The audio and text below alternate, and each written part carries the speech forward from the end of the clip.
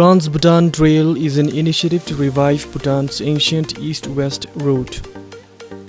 The restored historic 403-kilometer pilgrimage trail from Ha to Trashigang will be officially reopened for the first time in 6 decades in September this year.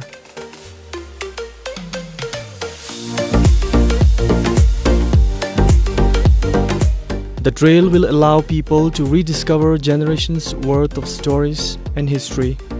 According to a press release, with the vision of His Majesty the King, the restoration of the trail began in 2018.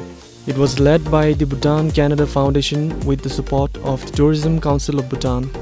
It was restored to make it accessible for locals, pilgrims and travelers again. For hundreds of years, it was used by pilgrims, messengers, armies and traders.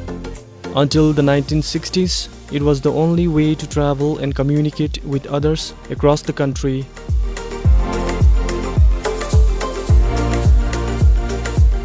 The trail is expected to contribute to the recovery of the tourism industry post-COVID-19 pandemic in the country. Sringdandup, BBS News.